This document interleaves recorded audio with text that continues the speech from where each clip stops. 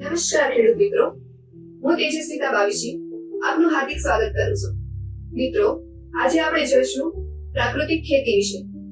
માતા ભૂમિ પુત્રો હમ પૃથિવ્યા, અર્થાત ધરતી આપણી માતા છે અને આપણે એના પુત્ર. ખેડૂત મિત્રો, શું તમને ખબર છે કે પ્રાકૃતિક ખેતી એટલે શું?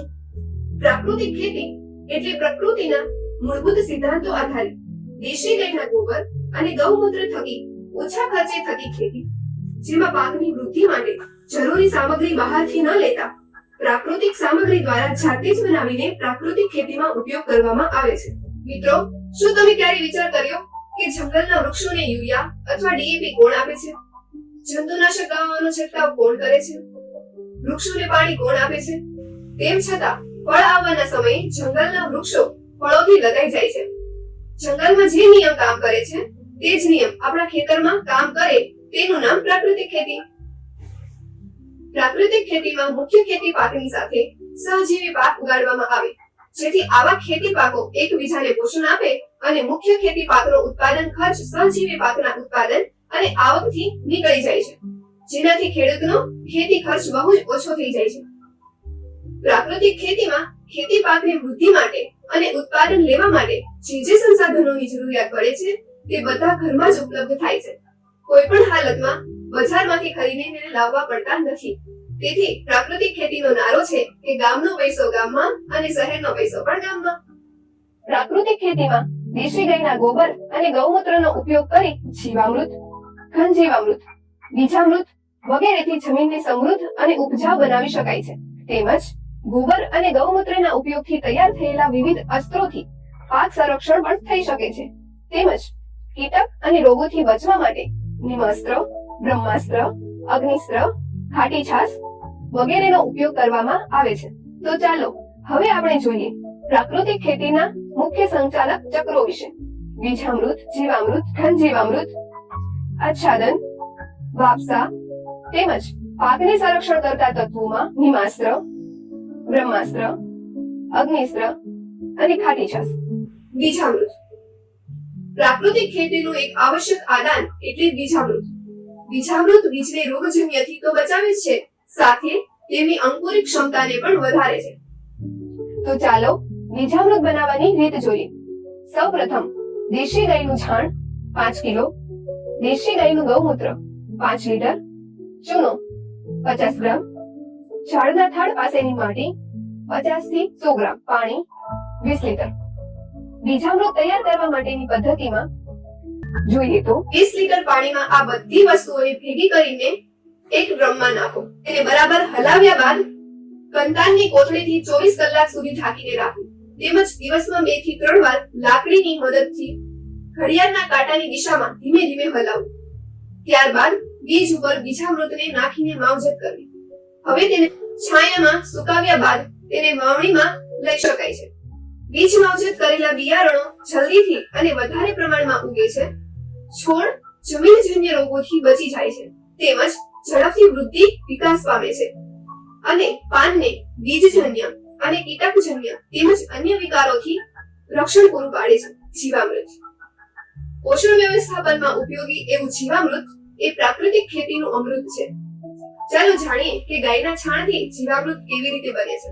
જીવામૃત બનાવવા માટે જરૂરી સામગ્રી જોઈએ તો સૌપ્રથમ સામગ્રી છે દેશી ગાયનું છાણ 10 કિલો, દેશી ગાયનું ગૌમૂત્ર 10 લીટર, દેશી ગોળ 1.5 કિલો, બેસનનો લોટ 1.5 કિલો, પાણી 180 લીટર, ઝાડના થાળ પાસેની માટી 1 મુઠ્ઠી એટલે કે 50 થી 100 ગ્રામ. જીવામૃત બનાવવાની રીત છે જીવામૃતની સામગ્રીને એક 200 લીટરનું બેરલ લો. તેને છાયામાં રાખીને તેમાં એક પાણીથી ભરી દો. તેમાં 10 લીટર દેશી ગાયનું ગૌમૂત્ર અને 10 કિલો ગોબર, 1.5 કિલો ગોળ, 1.5 કિલો બેસનનો લોટ અને એક મોટા વૃક્ષ નીચેની માટી 50 થી 100 ગ્રામ નાખો. માટીમાં રહેલા જીવાણુઓને કઠોળના લોટના રૂપમાં ખાવા માટે પ્રોટીન મળશે. તેનાથી તે હુષ્ટપુષ્ટ અને સ્વસ્થ રહેશે અને ગોળ નાખવાથી તેની સંખ્યા કેટલીય ગણી વધી જશે. આ દ્રાવણને લાકડીના દંડા વડે ઘડિયાળના કાંટાની દિશામાં દરરોજ 5 મિનિટ સવારે અને 5 મિનિટ સાંજના સમયે જેટલા દિવસમાં જીવામૃત તૈયાર થાય તેટલા દિવસ સુધી હલાવવું.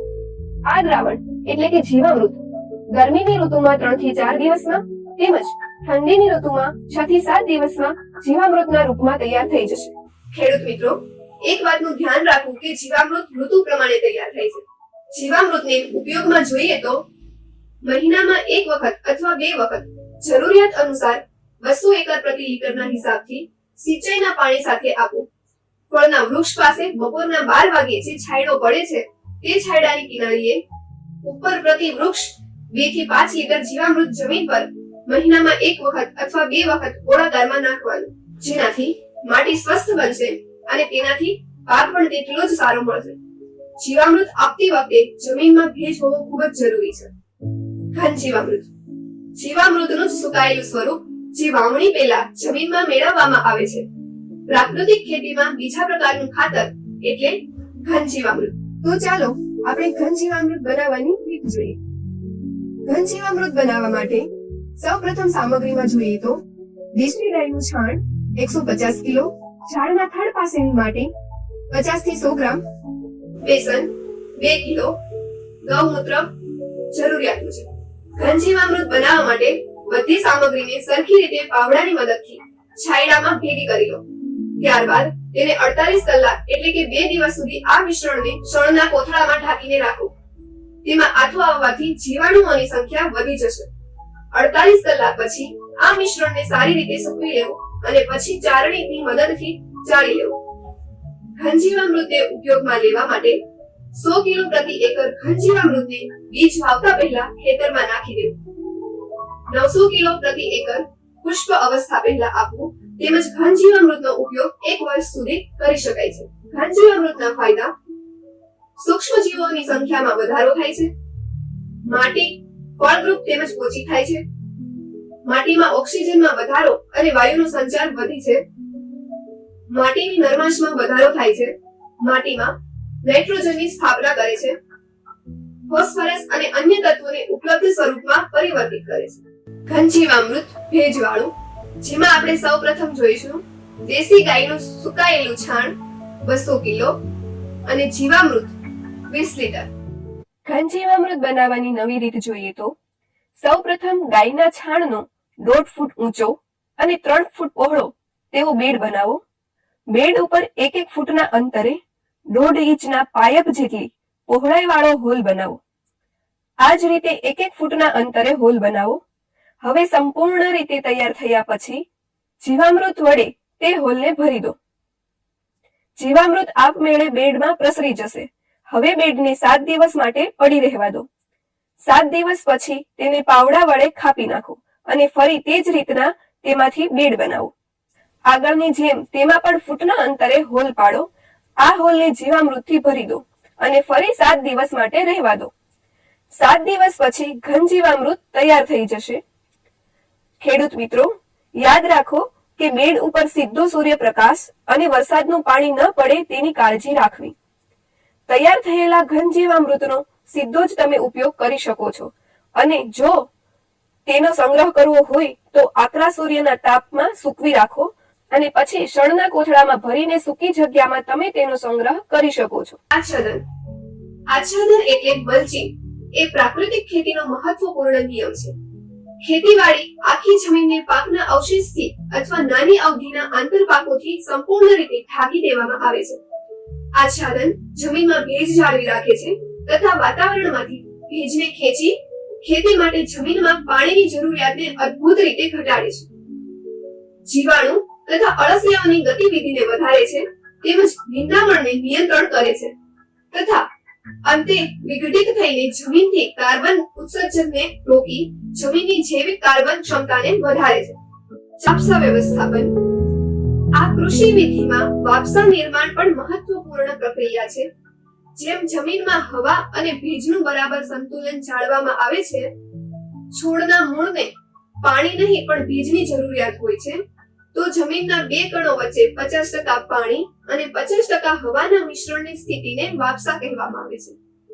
આવા જળવાયુ મિશ્રણમાં દ્રાવ્ય થયેલા પોષક તત્વો છોડ પોતાના તંતુ દ્વારા લે છે. આથી જમીનમાં હવા અને પાણીનું સંતુલન ન જળવાય તો વાપસા વ્યવસ્થાપન પણ થતું નથી, જેને કારણે છોડનો વૃદ્ધિ અને વિકાસ અટકી જાય છે. ચાલો ખેડૂત મિત્રો, હવે જોઈએ પાકમાં આવતી જીવાતોનું નિયંત્રણ કરવા માટેના ઉપાયો. નિમાસ્ત્ર. પ્રાકૃતિક કૃષિ વિધિ ફક્ત ભૂમિની ઉત્પાદન ક્ષમતાને જ નથી વધારતી, પણ જંતુ અને બીમારીઓને રોકવામાં પણ તે પ્રભાવી વિકલ્પ અપાવે છે. પાક પર જીવજંતુને રોકવા સ્થાનિય વનસ્પતિ પર આધારિત સસ્તું તેમજ ખેડૂતના ખેતરમાં જ બનતું જંતુનાશક એટલે નિમાસ્ત્ર. તો સૌપ્રથમ નિમાસ્ત્ર, જે ચૂસિયા પ્રકારની જીવાતોના નિયંત્રણ માટે ઉપયોગી થાય છે. 1 એકર નિમાસ્ત્ર બનાવવા માટે સામગ્રી જોઈએ તો દેશી ગાયનું ગૌમૂત્ર 5 લીટર, ગાયનું તાજું છાણ 1 કિલો, લીમડાના પાન 5 કિલો, પાણી 100 લીટર. નિમાસ્ત્ર બનાવવા માટે બધી સામગ્રીને ભેગી કરીને એક ડ્રમમાં નાખી બરાબર મિક્સ કરો અને કોથળાથી 48 કલાક સુધી ઢાંકીને રાખો. દિવસમાં 2 વાર સવાર સાંજ ઘડિયાળના કાંટાની દિશામાં લાકડીના દંડાથી 5 મિનિટ સુધી હલાવતા રહો. 48 કલાક પછી આ મિશ્રણને કપડાથી ગાળી લેવું. નિમાસ્ત્રના ફાયદા જોઈએ તો ચૂસિયા પ્રકારની જીવાતો અને નાના પ્રકારની ઈયળોનું નિયંત્રણ કરે છે. બ્રહ્માસ્ત્ર.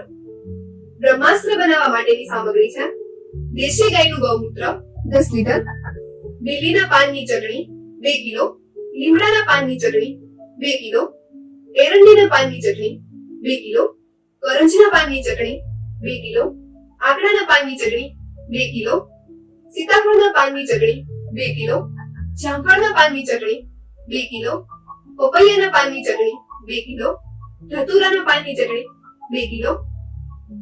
બ્રહ્માસ્ત્ર બનાવવાની રીતમાં જોઈએ તો આપેલી આ બધી સામગ્રીમાંથી કોઈ પણ 5 પ્રકારની ચટણી લઈ શકો છો અને તેને 20 લીટર ગૌમૂત્રમાં મિક્સ કરી તેને ઢાંકીને ધીમા તાપે એક ઉભરો આવે ત્યાં સુધી ગરમ કરવા માટે મૂકી દો.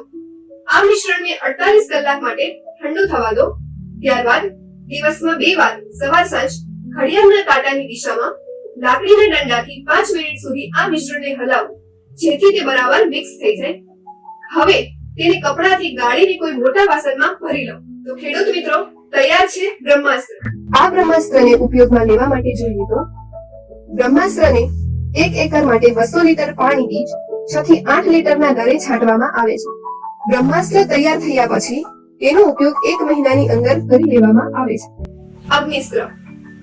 અગ્નિસ્ત્ર બનાવવા માટેની સામગ્રી છે દેશી ગાયનું ગૌમૂત્ર 20 લીટર, લીમડાના પાનની ચટણી 5 કિલો, તીખા મરચાની ચટણી 500 ગ્રામ, લસણની ચટણી 250 ગ્રામ, તમાકુનો પાવડર 500 ગ્રામ. અગ્નિસ્ત્ર બનાવવાની રીત જોઈએ તો 20 લીટર ગૌમૂત્રમાં બધી ચટણી ભેગી કરીને એક પાત્રમાં ભરી લો. હવે તેને ધીમા તાપે એક ઉભરો આવે ત્યાં સુધી ગરમ કરો. ત્યારબાદ તેને 48 કલાક માટે છાંયડામાં ઠંડુ થવા મૂકી દો. ત્યારબાદ દિવસમાં 2 વાર સવાર અને સાંજ ઘડિયાળના કાંટાની દિશામાં લાકડીના દંડાથી 5 મિનિટ સુધી હલાવો. હવે તેને કપડાથી ગાળીને કોઈ મોટા વાસણમાં ભરી લો.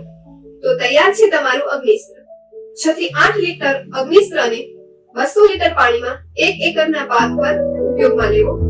તેમજ અગ્નિસ્ત્રનો 3 મહિના સુધી તમે ઉપયોગમાં લઈ શકો છો. નિયંત્રણમાં જોઈએ તો વૃક્ષના થડ અથવા દાંડીઓમાં રહેતા કીટકો, કળીઓમાં રહેતી જીવાતો, ફળોમાં રહેતી જીવાતો, કપાસના કાલામાં રહેતી જીવાતો તેમજ બધા પ્રકારની મોટી જીવાતો અને ઈયળોના નિયંત્રણ માટે ઉપયોગમાં લઈ શકો છો. ખાટી છાશ. ખાટી છાશનો ઉપયોગ ફૂગ અને વિષાણુના નિયંત્રણ માટે કરવામાં આવે છે.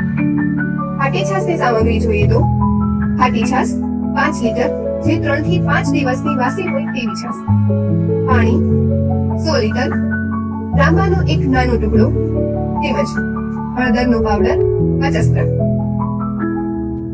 ખાટી છાશ બનાવવા માટે જોઈએ તો 1 એકર માટેની સામગ્રીમાં પાણી 100 લીટર, ખાટી છાશ 3 થી 5 દિવસની જૂની 5 લીટર, તાંબાનો એક નાનો ટુકડો તેમજ 50 ગ્રામ હળદરનો પાવડર. તાંબાના નાના ટુકડાને ખાટી છાશમાં 3 થી 5 દિવસ સુધી ડુબાડીને રાખો. પાણી અને ખાટી છાશને સારી રીતે મિક્સ કરો અને તેની અંદર 50 ગ્રામ હળદરનો પાવડર ઓગાળીને પાક પર સ્પ્રે કરો. 10 પરણી અર્ક બનાવવા માટે જોઈએ તો સૌપ્રથમ એક મોટા બેરલમાં 200 લીટર પાણી લો. તેમાં 10 લીટર ગૌમૂત્ર નાખી તેમજ 2 કિલોગ્રામ દેશી ગાયનું છાણ નાખી બરાબર મિક્સ કરો. ત્યાર પછી તેમાં 5 કિલો લીમડાની નાની નાની ડાળીઓના કટકા કરીને નાખો. તેમજ સીતાફળના પાન, કરંજના પાન, એરંડાના પાન, ધતુરાના પાન, બીલીના પાન, મઢારના પાન, બોરના પાન, પપૈયાના પાન, બાવળના પાન, જામફળના પાન, જાસૂદના પાન, તરોટેના પાન, બાવચીના પાન, આંબાના પાન, કરેણના પાન, દેશી કારેલાના પાન, ગલગોટાના છોડના ટુકડા ઉમેરો. 2 કિલોગ્રામ ઉપર જણાવેલ વનસ્પતિઓમાંથી કોઈ પણ 10 વનસ્પતિ મળી રહે તે રીતે નાખો. તેમજ જો આપના વિસ્તારમાં બીજી ઔષધીય વનસ્પતિની જાણ હોય તો તેના પાંદ પણ તમે લઈ શકો છો. ત્યાર પછી 500 ગ્રામ હળદરનો પાવડર, 500 ગ્રામ હિંગનો પાવડર, 500 ગ્રામ આદુની ચટણી, 200 ગ્રામ સૂંઠનો પાવડર, 1 કિલોગ્રામ ખાવાની તમાકુ અને 1/2 કિલોગ્રામ તીખા મરચાની ચટણી તેમજ 1 કિલો દેશી લસણની ચટણી નાખવી. હવે આ મિશ્રણને છાયામાં રાખીને દિવસમાં 2 વખત સવાર અને સાંજ લાકડીથી ઘડિયાળના કાંટાની દિશામાં હલાવવું. સાથે આ મિશ્રણને વરસાદના પાણી તેમજ તડકાથી બચાવવું. 10 પરણી અર્કના મિશ્રણને તૈયાર થવામાં 30 થી 40 દિવસનો સમય લાગે છે. આ મિશ્રણ 30 થી 40 દિવસ બાદ તેને કપડાથી ગાળી અને વાસણમાં ઢાંકીને રાખી દેવું. ખેડૂત મિત્રો, આ મિશ્રણને તમે 6 મહિના સુધી રાખી શકો છો. તેમજ 200 લીટર પાણીમાં 6 થી 8 લીટર 10 પરણી અર્ક બધા જ પ્રકારના કીટકો અને ઈયળોના નિયંત્રણ માટે છંટકાવ કરવામાં આવે છે. તો ખેડૂત મિત્રો, આશા છે કે મેં જે તમને માહિતી આપી તે આપ સૌને ખૂબ સારી રીતે સમજાઈ હશે અને આવનારી સિઝનના પાકમાં તમને ઉપયોગી થશે. તો આ સાથે આપ મને હવે રજા આપો. આપ સૌનો દિલથી ખૂબ ખૂબ આભાર. આવજો.